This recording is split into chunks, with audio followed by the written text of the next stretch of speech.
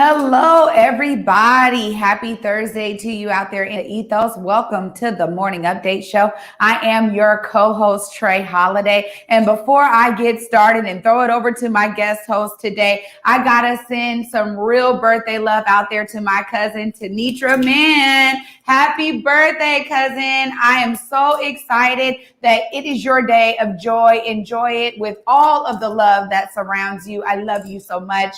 And with that, you guys, I am so excited to be inviting my guest co-host today. Y'all know him. He's been a part of the Converge team, bringing us some headlines week after week. Let's give it up, y'all, for Justin Carter. What's up, Justin?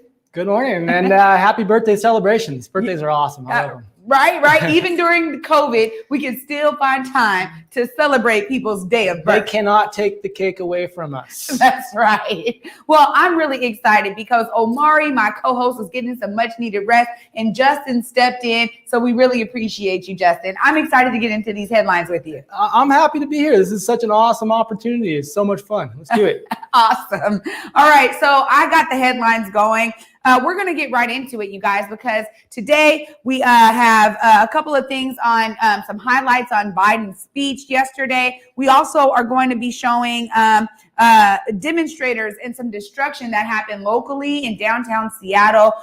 Then Justin has some amazing headlines that he's going to cover with us. So I'm going to get right into it. Let's start with this clip, and we're going to talk about it a little bit after the clip plays. Justin and I will get into it. So the first up is Biden's speech highlights. Today, on this January day, my whole soul is in this, bringing America together, uniting our people, uniting our nation. And I ask every American to join me in this cause.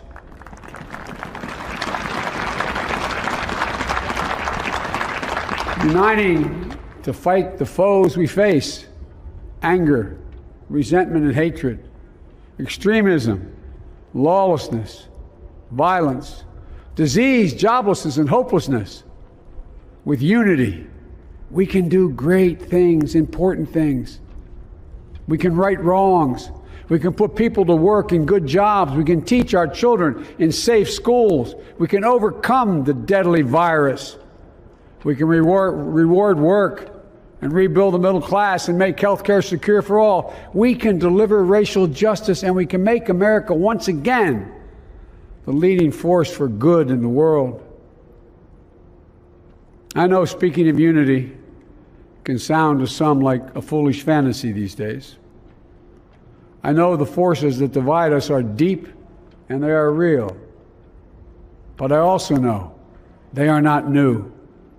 Our history has been a constant struggle between the American ideal that we're all are created equal and the harsh, ugly reality that racism, nativism, fear, demonization have long torn us apart. The battle is perennial, and victory is never assured.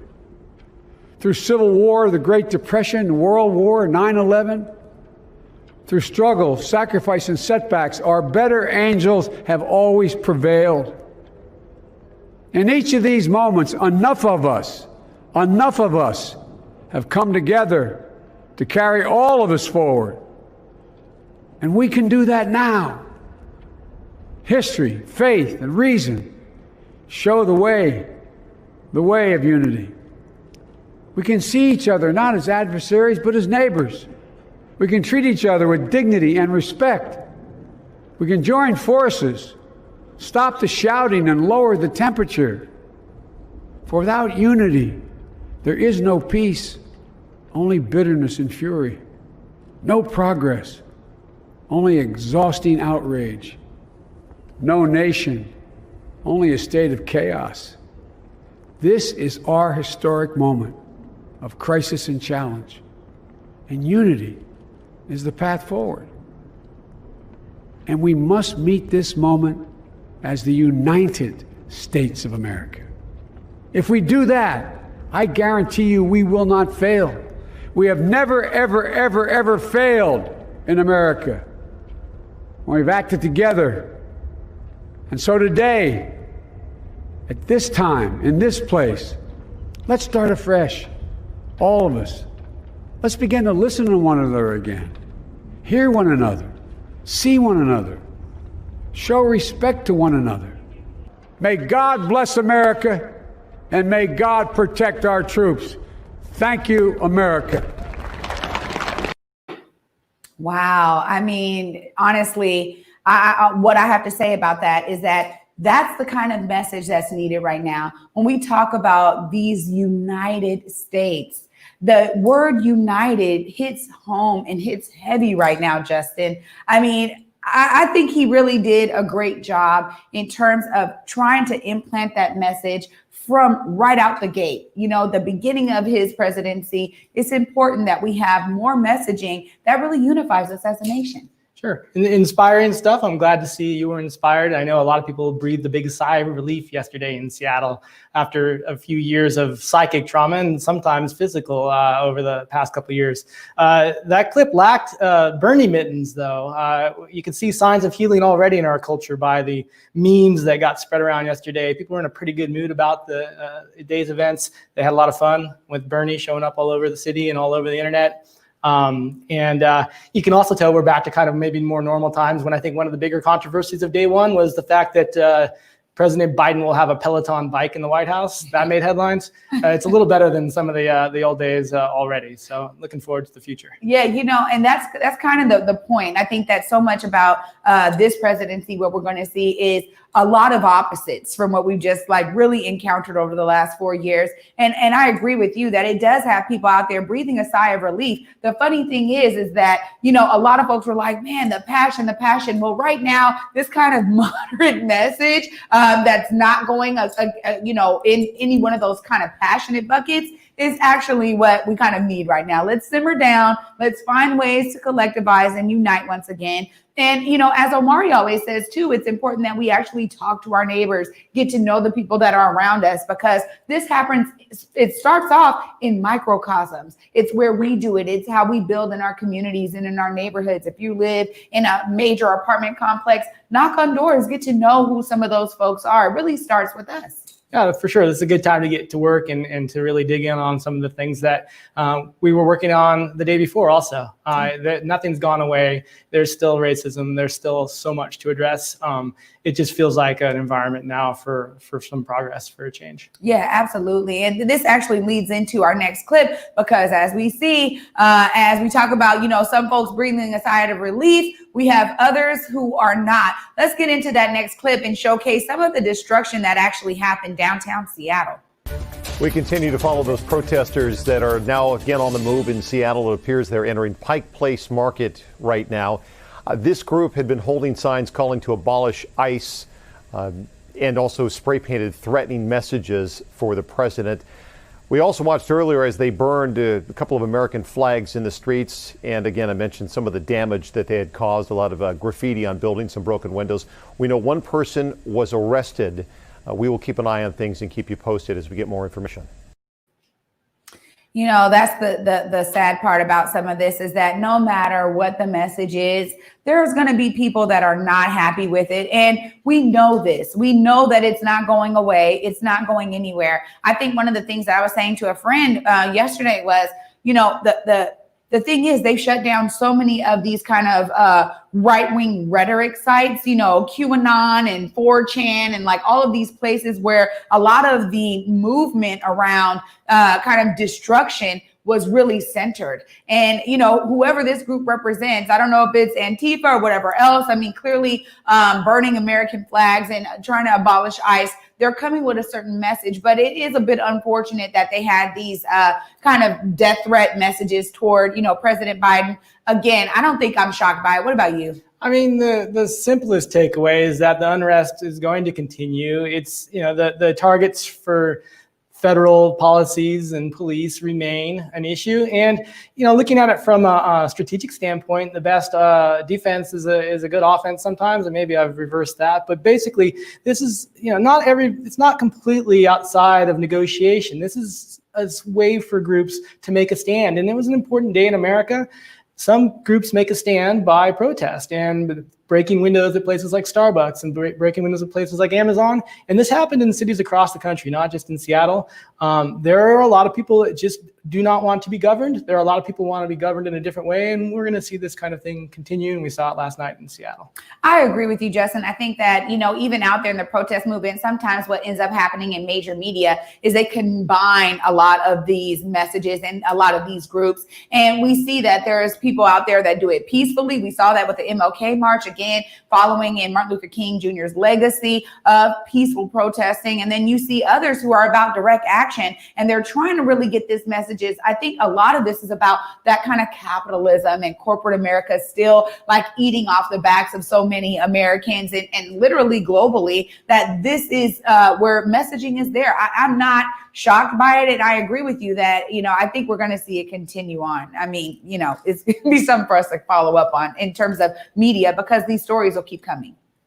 Yeah. So let's get to the next one, you guys. Keeping it here locally, we have Matt Howard from SDOT, who's going to give advice on how to prep for bad weather. We know we need this right now. What's some advice that SDOT is giving people in Seattle as far as preparing for the weather? What are some of the things we could be doing? So the best thing you can do is stock up beforehand. I'm not from Seattle. I'm originally from Houston, Texas. So I've been up here for about 4 years now. And when that snow came in early 2018, it caught me off guard. I was literally I don't know what to do. I went up the hill to one of the QFCs on Capitol Hill and was looking around. The shelves are completely barren. So that kind of leads me to the major thing you got to do, which is stock up on those items, not just the day before, but make sure to have some of these things ahead of time. And one of the best things you can do is definitely have a list. You'll need a snow shovel. You'll need first aid kits, which you can get from your local pharmacies or even your local grocery stores, warm blankets, warm clothes. Make sure you have flashlights hanging around, not just candles, but flashlights. And you'll also want to get some rock salt or some other environmentally friendly de-icer for the sidewalks. That way ice doesn't form where you're trying to walk. The other thing you want to do is make sure to get in touch with your neighbors, because they're going to be your lifeline. Effectively, if y'all come up with a plan to go out and shovel some snow off the sidewalk every 12 hours, you can stop that big freeze that happens at the underneath levels, so that when people are going outside, they're not just slipping and sliding all over the place. Wow. I mean, that's what we need. And the funny thing is I was just saying, so far we've had a pretty mild winter. It hasn't gotten too crazy, but we know up here in the Pacific Northwest, it's best to be prepared and be ready. Sure. Current forecasts, I think, are calling for a cold snap at the end of this weekend, maybe even colder in a week from then. I don't know if we'll see snow here in Seattle, but you know how fun and exciting that can be. A couple items he left off there. Everybody go get your sleds. And so you can try and sled on the 1/8 of an inch of snow that we get. And you're going to want to get some burning mittens to stay warm and make it through, because Seattle's Snowmageddons are legendary for the amount of purchasing and consumerism that we add to the emergency. I love it right there. There we go. A flash right there. Those mittens, you're going to want to get them. It looks like those are keeping his hands completely warm. Those are toasty. I love it. I think too that something that struck me in listening to that clip is also that we have folks that are on kind of both sides that are also thinking about a lot of these survival tactics in terms of literally survival, the bad weather. Sure. Some of that list is just good for you to always have in your house, no matter what. Yeah, I mean, another thing to think about is the encampments in the parks around the city. This is a good time to see how you can help. There are little heaters that can help. There are supplies that will help keep people warm. Imagine being in a tent when it's 30 degrees out or colder. That's tough living, and it is a good time to help. Yeah, absolutely. And, with that, there are things like these thermal blankets that use body heat in order to keep you warm out there. And, they've been tried and tested in, freezing degree temperatures. So, be looking out. I mean, when you're thinking about care packages for those that are houseless, it is important to be having these kind of things in there. I think about hand warmers all the time. I mean, quick things that are able to be utilized in these kind of encampments. I think you're right, Justin, to mention that. It's important. You guys, we've been talking about this interview that Omari did with the Inspector General for the police, Lisa Judge. And literally, it's exciting because we actually have a clip today. And just a reminder, it will be going live today after Clapback Culture at 8 p.m. So you guys can find that full interview anywhere you're watching the Morning Update show right now. But we want to get into it. Omari actually asked the Inspector General, what is a Sentinel event review? We've been talking about it a bit. Let's get right into it. This Sentinel event review, maybe you can tell us first, what's a Sentinel event review, and putting it into perspective of maybe other kinds of events that occur that people might be familiar with. Yeah, so the concept really comes from the airline industry and the healthcare industry, where if you have a bad outcome, like a train derailment or a plane crash or a death on the operating table, those industries are really good at taking that event and saying, all right, let's take individual misconduct out of it, and let's really break down the systems and get to the root causes of how something that terrible could have happened, so that we can fix those things upstream and keep, potentially a similar thing from happening in the future. So it's been used in those industries for a number of years. It has obvious benefits to law enforcement in situations like officer-involved shootings, fatal pursuit kinds of situations, things where community has suffered a harm, and there's a reason to take a look at that event and go back and try to do everything we can to keep a similar harm from happening again. It had always been my intention when I came here to try to build that kind of process with community, and I think having community as a part of something like that is really essential to its success, and it's essential to its legitimacy in terms of the findings and the recommendations that come out of it. So I had always thought, and I came from a jurisdiction that used this particular method with officer-involved shootings to really dig down deep into the systemic factors that contribute to those things and try to keep them from occurring in the future. Obviously, with the events that happened over the summer, it became really clear to me that any sort of review that we were going to do needed to involve community, needed to be as holistic as possible, and really try to get down to the bigger picture issues that were contributing to the negative things that were happening day after day over the summer. Yeah, I agree wholeheartedly with the Inspector General that the only way to really deal with these kinds of issues is to involve community. And far too often, I think, in terms of the community kind of perspective, is that, hey, they don't want to hear from us. They don't want to hear the truth. They don't want us to be a part of the process. It always has felt like another gatekeeper event. So to hear, the Inspector General talk about it in this regard, and also learning from another jurisdiction to bring that knowledge here and bring that strategy, because it works. I mean, I think when you involve community in these kind of reviews, it's important. I agree. Yeah, we're learning so much from these interviews, and there's an easy criticism to say, why platform these people who are, part of the police system? Why are we giving attention to these people who are part of the process that has so many flaws? But I'm learning so much as a journalist. I hope the community is learning a lot. And just to sit back and listen and let sometimes their words show where the problems are and illustrate everything that other people, the critics, are saying. That's part of real value of journalism, and that's why these interviews are pretty amazing, and I've really enjoyed them.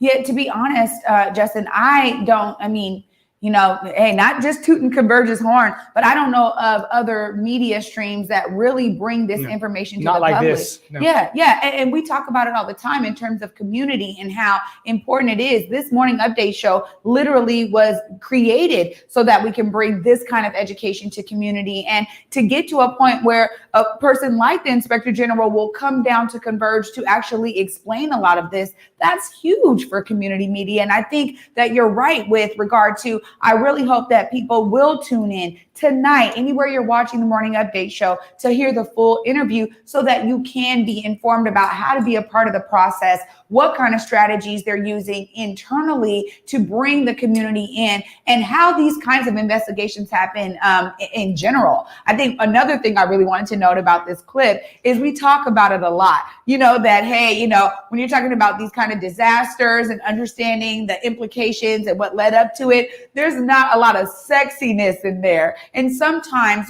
community wants to get involved in things that directly impact them, but those things do as well. So it's important that it's not just about, the police and their engagement with community, but also about us learning from these kind of disasters, right? Yeah, no, it's the grind. We've been talking about grind, with Omari having a day out and me stepping in, the grind of this kind of information and the grind of sharing that kind of in-depth in the lines and in the weeds kinds of information that we should respect the audience to understand and to move forward on it. It doesn't need to be a 30-second package on TV. It's something we can talk about in depth and we can fix. Yeah, absolutely. I think it's another reason why it's important that we have made the connection with like Kevin Schofield at SEC Insight, with you, with Capitol Hill Seattle blog. It's important that we actually have a multitude of voices that are speaking to this, so people understand that it really does take some investigative understanding and investigative strategy to kind of get down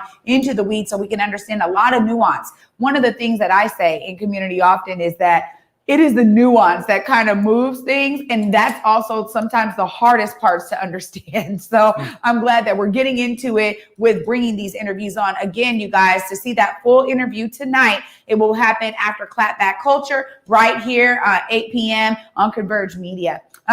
Justin, it looks like you have some headlines to get into, yeah? I brought some news with me for sure. I've got good news for Seattle. The most wanted man on Capitol Hill has been taken into custody. Damon Huseman, he's a 26-year-old Summit Avenue resident, and he was involved in the January 6th mob trespassing, call it what you will, at the governor's mansion. He was taken into custody and arrested after being charged for assault on journalists and making some pretty terrible threats. He has entered a plea now and pleaded not guilty. You probably saw him. The video and the pictures of Mr. Huseman spread across the internet quickly in the days following the activities in Olympia. A lot of people online had identified him before he was finally taken into custody on the eve of Inauguration Day. I don't know, did you get a chance to see the video at all and any of the clips and some of his threats? Yeah. And I mean, as a member of the media, I'm not sure, but you can tell me, how do those kind of things make you feel? To be honest, I can understand why he would be, the most wanted man in the area. I mean, honestly, when we see this kind of stuff play out locally like that, and it's like a stark reminder of these polarizing views that we have to kind of deal with in our everyday lives and day to day. I've been saying to this audience, I'm experiencing it on the roads, of just the aggression of certain people. And you're like, man, flip me off for what? Or cut me off for what?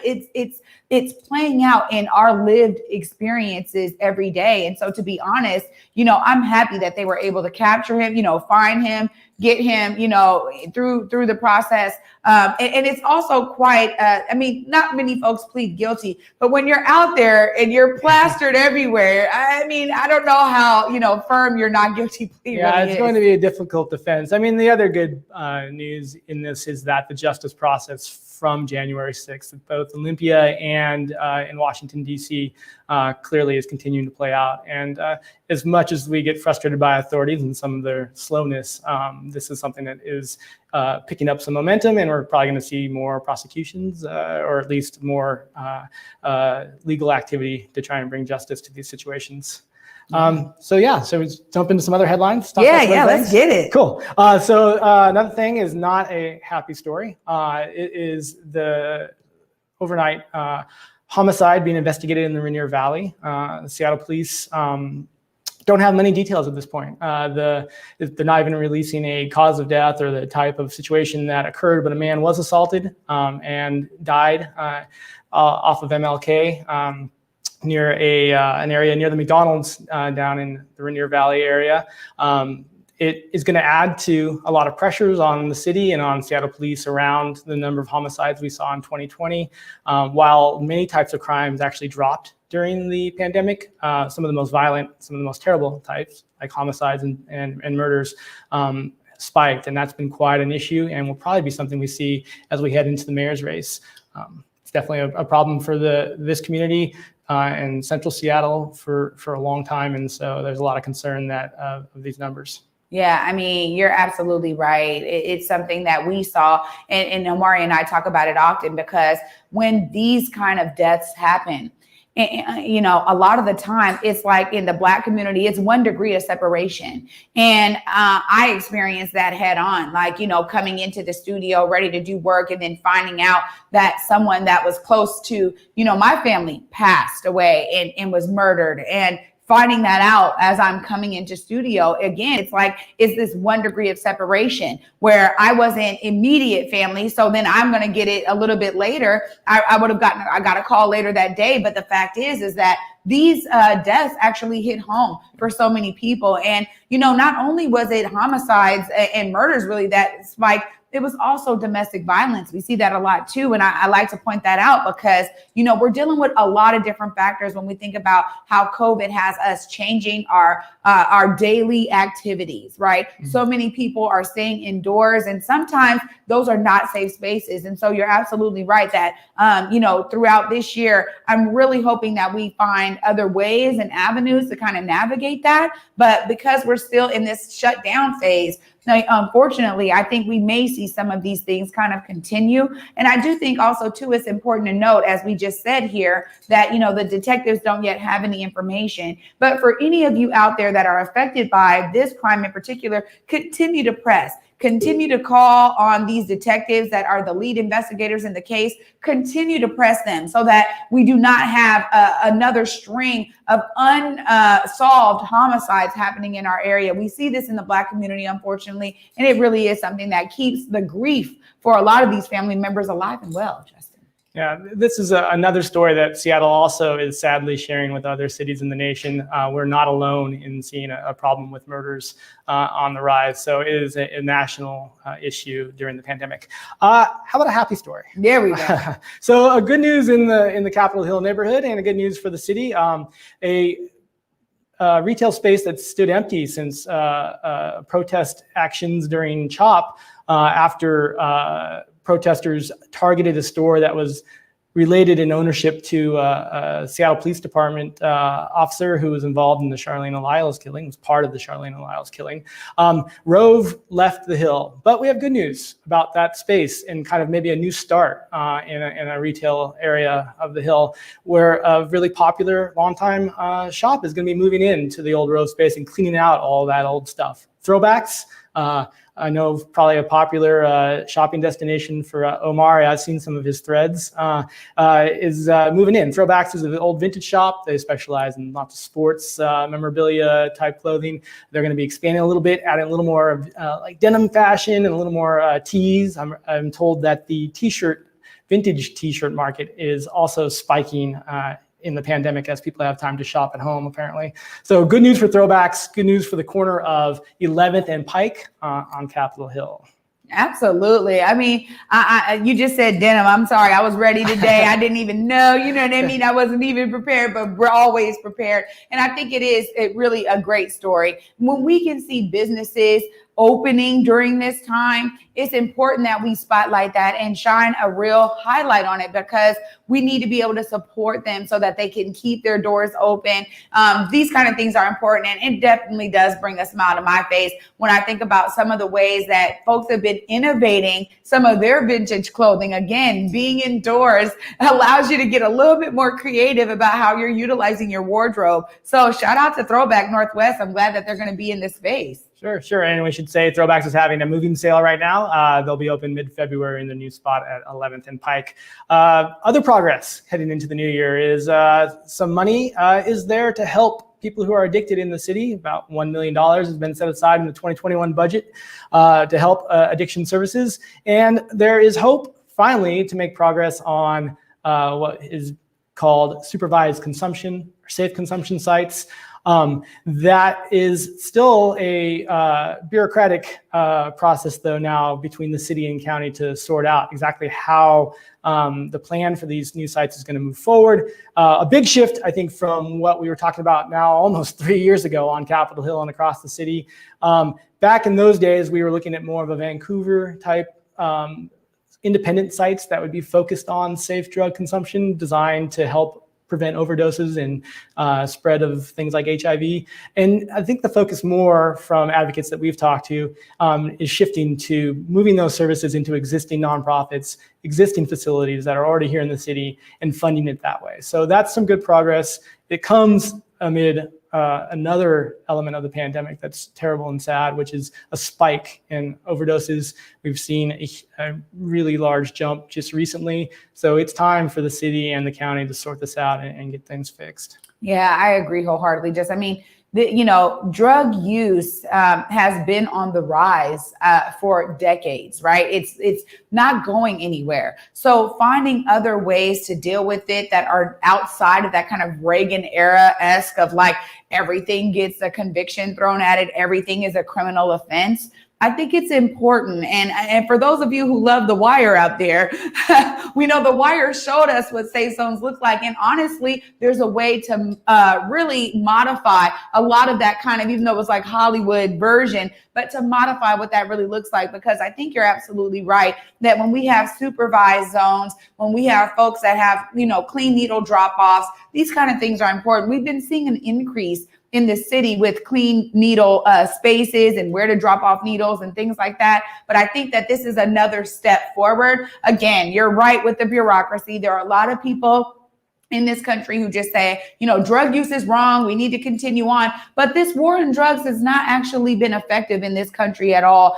It has been expending a lot of resources and not really providing real results for community members. So we do need a new method. And I'm happy to hear that this is going on, from my opinion. A lot of Black families in Black communities deal with drug addiction. And it's not just Black families. We see it through a lot of folks in the global majority and folks across the board. So it's important that we find some new innovative ways to deal with this. We have the money, and now we just need a plan to get this thing going. So the last bit for me, I'll talk a little bit more about justice from January 6th and from the activities both in Olympia and the Capitol. 3 more Seattle police officers have been identified as having traveled to Washington, D.C. to be part of whatever it is that happened that day with the mob that stormed the Capitol and the protests that ensued both inside and outside the halls of our government. The Seattle Police Department says that the 3 new officers added to the list self-identified, also whatever that means, but will now face an investigation with the 2 that were previously identified via some social media photos. As the Seattle Police investigation process continues to determine what their role was in the protest and in the storming, and whether they need to be passed on to federal authorities because of any activities there that were illegal. Yeah, it's important. This is one of those things that, as we saw things erupt on January 6th, I think so many folks were probably thinking like, man, who are these people? Where do they live? Where do they go to church? Where do they congregate? Where do their kids go to school? I mean, a lot of things right now because of COVID means that these big social gatherings are not happening. But when you start thinking about these people being your neighbors, being the ones that are supposed to be enacting justice in your neighborhood, it really does get a little bit sketchy right there. And, whether they came out or whatever, at the end of the day, it's just disheartening to know that folks all the way from Seattle wanted to take part in that. And again, because we don't know, I always want to put that disclaimer out there. Like if they were not a part of the faction that actually went inside the Capitol, then, maybe they were just there for the rally. I do think though, that in terms of the rally itself, the ideas around disruption of the democratic process was alive and well, right? I think some folks were out there just like, hey, I support the fact that we think, the election was stolen from Trump.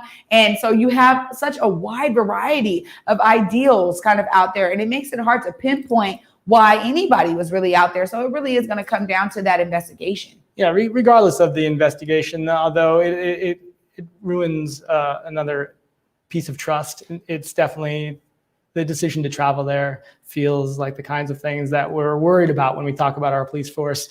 And so in many ways, the investigation will play out over weeks and months, but the disappointment is already pretty solidly there. And the city's going to have to find a way to deal with this ongoing disconnect between its police force and its citizens. Absolutely. And this is why I think so many in community say, you see, we can't trust them. We can't trust them. There's a lot of examples for not doing that, and not enough examples that are really spotlighted and highlighted that showcase a way to begin to build the trust. I've been talking about, the days of the beat cop, right? And I think about Officer Cookie, who many know, she had a chess program. I just think about the way that she is involved in community. She shows up to different places and spaces and is not just there to police people, but there to get to know people. And she's just one, and I'm sure there are others, but she's the one that I know. And when I think about the tactics that are, around the way that you police,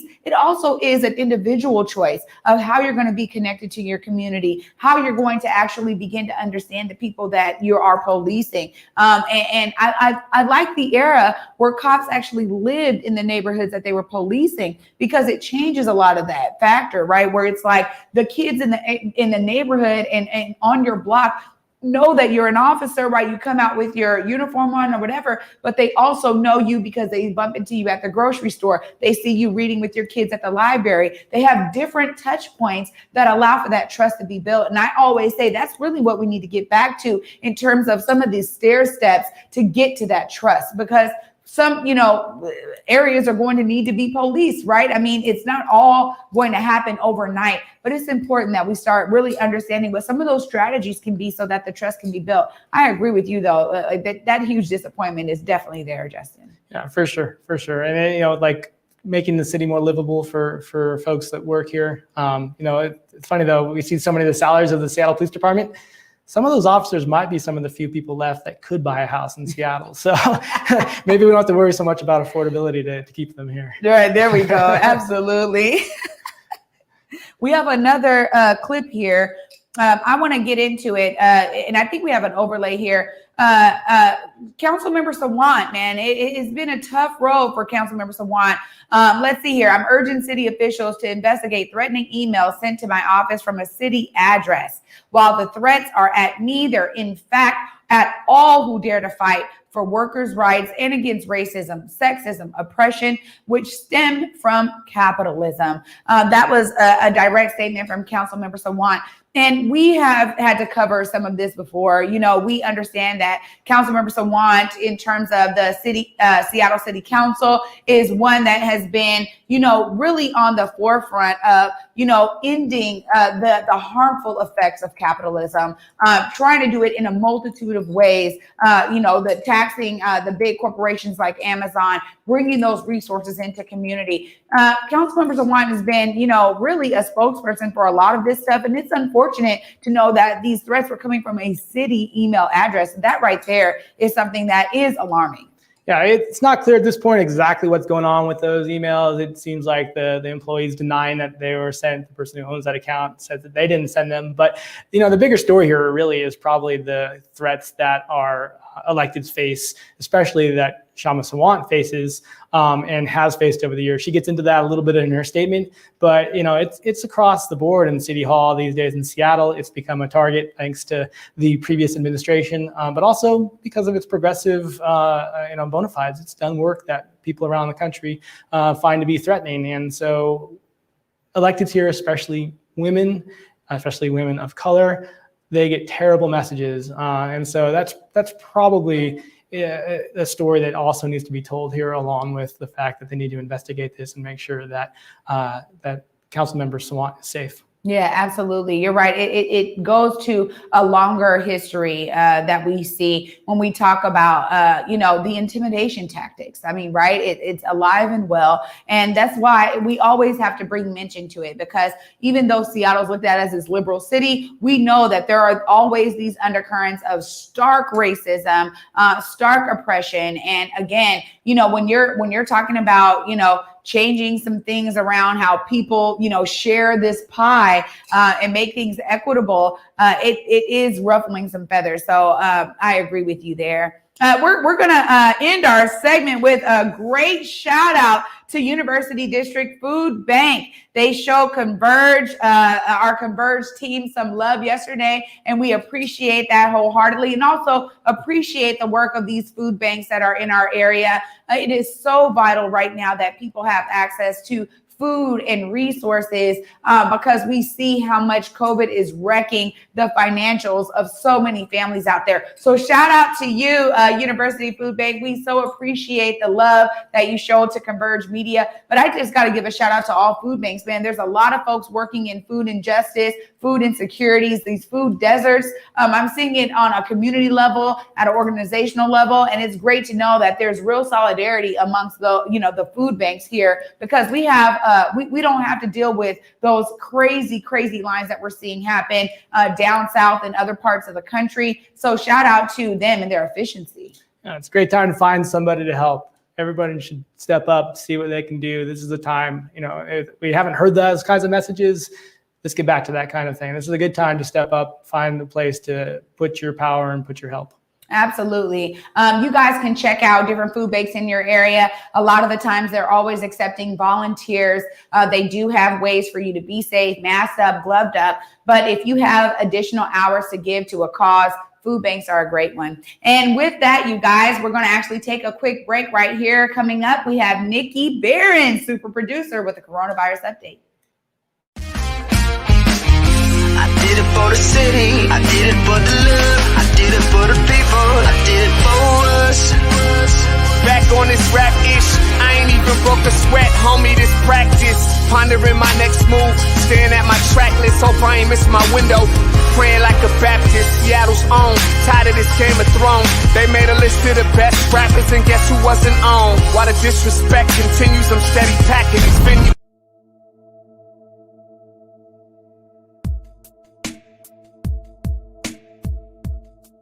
Converge Media produces culturally relevant content for Black and urban audiences. Our coverage is raw, transparent, and objective, praised by community leaders, government officials, and residents. Support Converge Media today via Venmo, Cash App, or PayPal at Converge Media.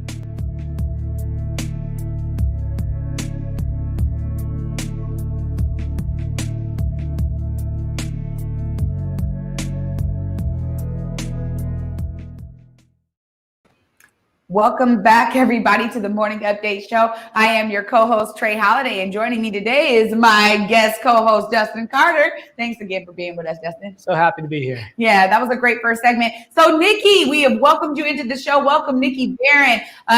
We went over a little bit. Me and Justin were excited and getting into the conversation. But we know you got some numbers for us. Let's get into it. Yeah, let's do just that. So we've actually had a little redesign here to our dashboard provided by the state of Washington. So there's some cool new numbers here. But another 2,041 coronavirus cases have been reported in Washington, bringing the total number of diagnoses to 294,017, according to the State Department of Health.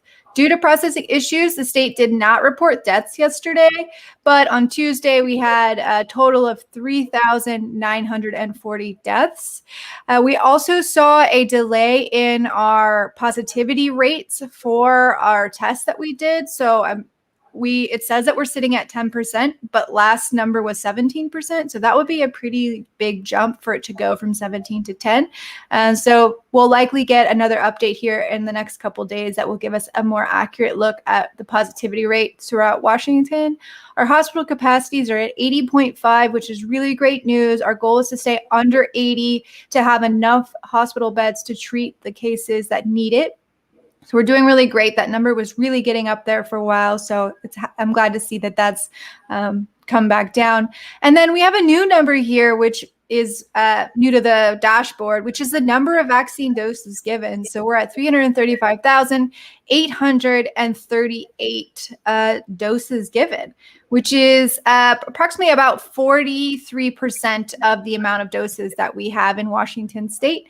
We had our biggest number yesterday of doses given, and I believe it was 4,500 doses yesterday, I think is what they did. So it was a really good yesterday day in terms of vaccines. And those are your numbers. Wow, Nikki, as always, very succinct, and we so appreciate being updated. I know that the community definitely does. Thank you for all you do to make sure that we have those updates on the daily. And so you have a show coming up. What is it next? You tell me when. When is the next coronavirus update show?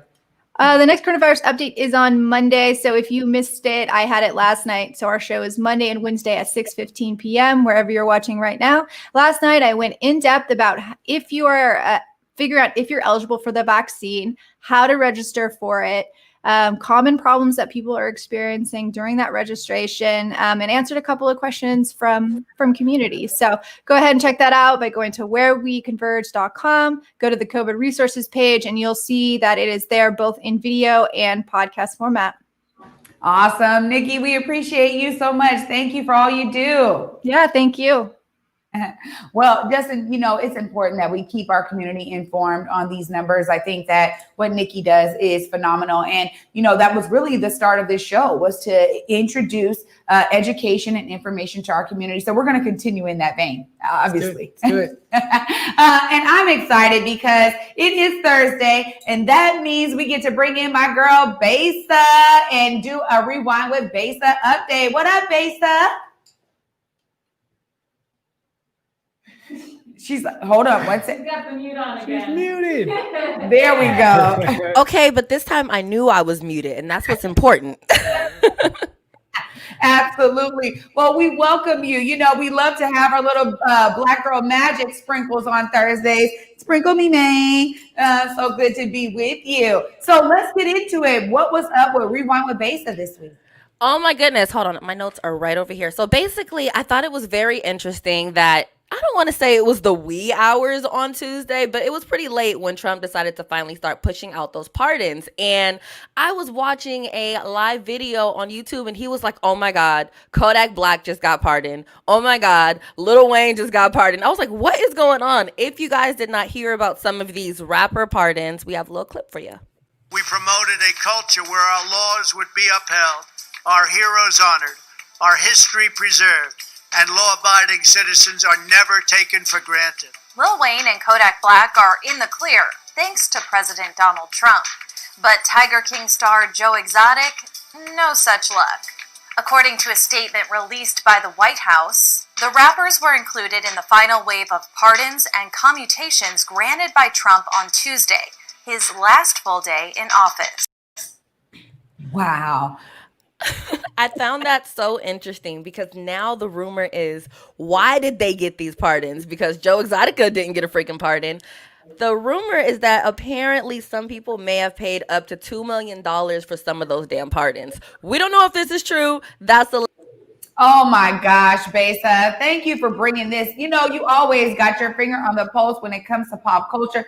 Let me just say that, we saw some weird, it was kind of weird how we started to see some prominent Black folks in hip hop and in media and like in Hollywood begin to support Trump. And it really felt like it was all about taxes. But now, I don't know, Besa, there might have been some other things in the works. Well, it's like on top of that, we don't necessarily know what they talked about. If you guys do not know, Lil Wayne actually went up to the White House back in October. Now, he did not get this gun charge until December. So this basically just ended up being a situation where it kind of worked out for him. But we don't know what the whole connection is with Kodak Black. Oh my gosh. Justin, do you have any comments on this? I mean, seriously, it's kind of crazy. Well, there's one more strategy when it comes to presidential pardons that we should probably think about, which is you do want to mix some stuff in there that is a good pardon, along with all this garbage that, you pardon your cronies and your friends. And, Lil Wayne was getting trumped up gun charges about some collector's gun he had on a plane. That's probably not a bad pardon. It makes the rest look a little more legit. And besides that, he also put some work in. So I think Lil Wayne earned it. Well, you know what? I mean, all I got to say is, Besa, we appreciate you for having your finger on that pop culture pulse. What can folks look forward to on the next episode of Rewind with Besa? Muted. There we go. Muted. We're coming back. We're back. So I actually really want to this year get into the original idea for the Rewind with Besa, which was entertainment news in the beginning and then a panel in the end. I've already talked to Omari about this. So the plan is next Saturday, I will have my first panel, and brace yourself. The topic is actually going to be, should sex work be normalized in 2021?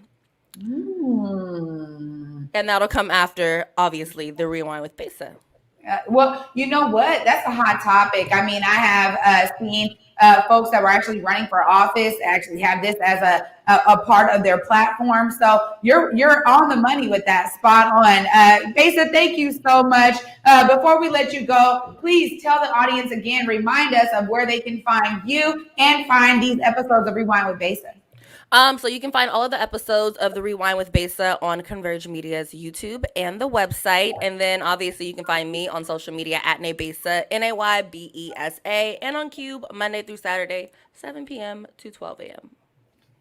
Thank you again, Besa. Sprinkle it one more time for the people. Thank you. This has been a great show. You guys, stay tuned. We're actually going to take a quick break and we'll be right back. You're watching the Morning Update Show.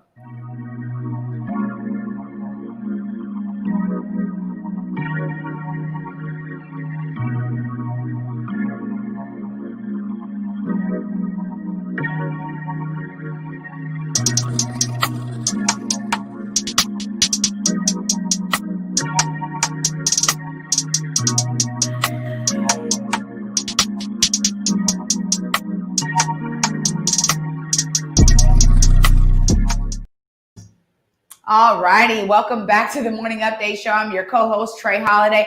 And joining me is our special guest host, Justin Carter, today. Staying in step for Omari, man. You're looking good over there in this spot. Thank you. I'm here. Big O has stepped out, and I guess that makes me little J.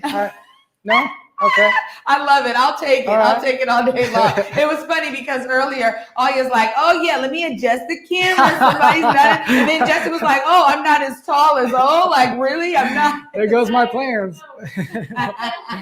It was awesome. And you've done a great job today. So I just had to say that before we end the show. You've really done a great job. It's been great actually doing more and more work with you and bringing in a lot of the articles from, the blog. It's important that our people be well informed. So thank you for what you've been doing, man. I'm lucky to be here. It's a great platform to be part of.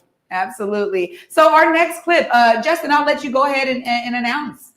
Oh, let's go. And so we jump into some poetry? Yeah, let's do it. Awesome. Great. So, maybe one of the most beautiful things we saw yesterday, we're going to share again with you today. Amanda Gorman's poem to mark the day, to mark the inauguration, made headlines. It didn't get the meme treatment maybe of Bernie, but it should. It even made some remixes that you might hear here in Seattle, but it's probably best in its pure form. So here, take a listen and give it a thought and give it some love. Mr. President, Dr. Biden, Madam Vice President, Mr. Emhoff, Americans, and the world. When day comes, we ask ourselves, where can we find light in this never-ending shade? The loss we carry, a sea we must wade. We've braved the belly of the beast. We've learned that quiet isn't always peace.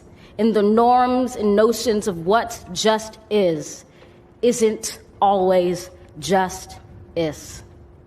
And yet the dawn is hours before we knew it. Somehow we do it. Somehow we've weathered and witnessed a nation that isn't broken, but simply unfinished. We, the successors of a country and a time where a skinny black girl descended from slaves and raised by a single mother can dream of becoming president, only to find herself reciting for one. And yes, we are far from polished, far from pristine, but that doesn't mean we are striving to form a union that is perfect. We are striving to forge our union with purpose, to compose a country committed to all cultures, colors, characters, and conditions of man. And so we lift our gazes not to what stands between us, but what stands before us. We close the divide because we know to put our future first. We must first put our differences aside. We lay down our arms so we can reach out our arms to one another. We seek harm to none and harmony for all. Let the globe, if nothing else, say this is true. That even as we grieved, we grew, that even as we hurt, we hoped, that even as we tired, we tried, that we'll forever be tied together, victorious, not because we will never again know defeat, but because we will never again sow division. Scripture tells us to envision that everyone shall sit under their own vine and fig tree, and no one shall make them afraid. If we're to live up to our own time, then victory won't lie in the blade, but in all the bridges we've made. That is the promised glade, the hill we climb, if only we dare it, because being American is more than a pride we inherit. It's the past we step into and how we repair it. We've seen a force that would shatter our nation rather than share it, would destroy our country if it meant delaying democracy. And this effort very nearly succeeded. But while democracy can be periodically delayed, it can never be permanently defeated.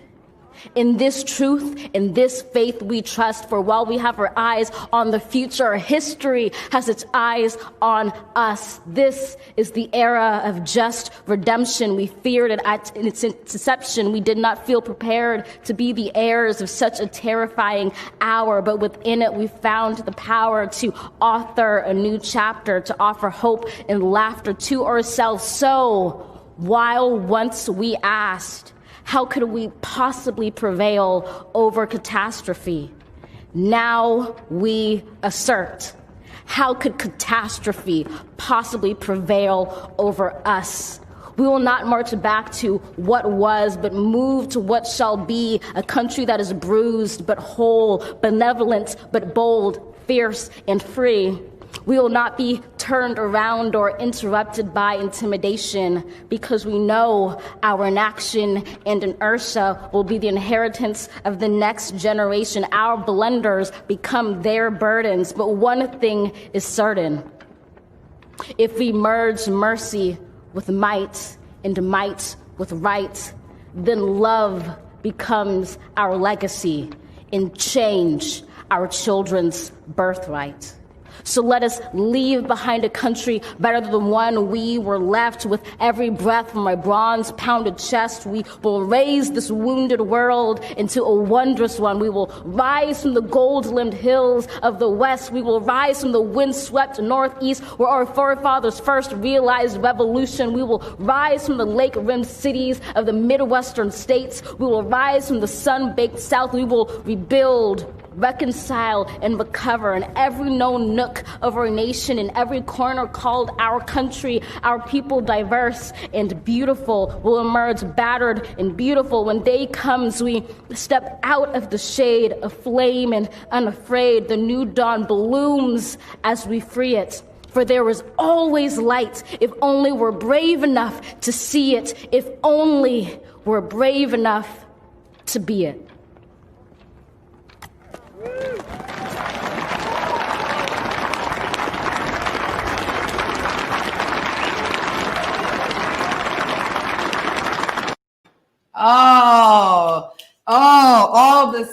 All the snaps. I got goosies all over again. And this is exactly why the arts needs to be funded. I mean, if we want to continue to support poet laureates like Amanda Gorman, it's important that we all think about how we can move that movement forward with regard to arts funding, because clearly someone like her deserves to be a poet for her whole life, and we should be having her on all kinds of stages.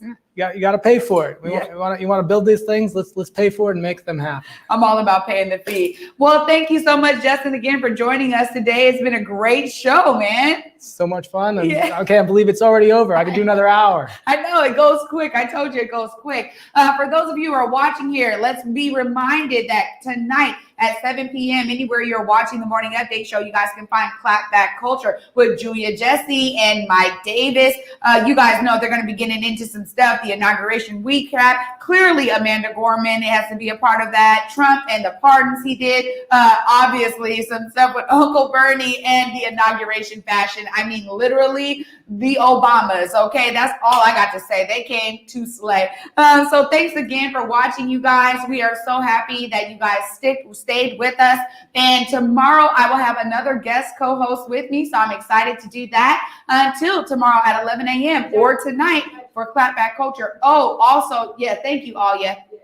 After Clapback Culture is also the full interview with with the Inspector General, Lisa Judge, right here at the police department. Again, that's going to be happening right after Clapback Culture tonight at 8 p.m. Again, anywhere you're watching this. Thanks for the reminder, Alia. Our director keeps us on point, y'all. You already know. Sure.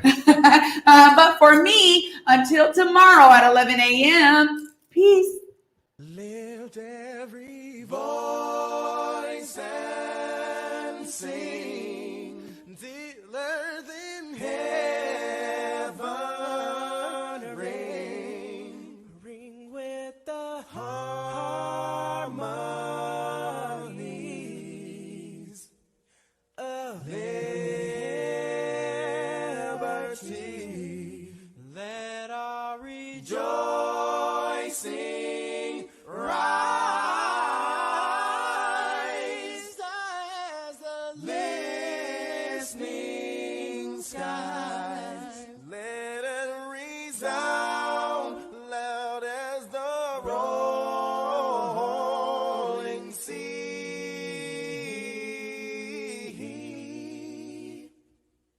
Sing a song full of the faith that the dark past has taught us. Sing a song full of the hope that the present has brought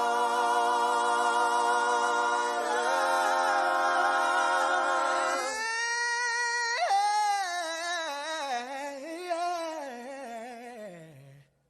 Facing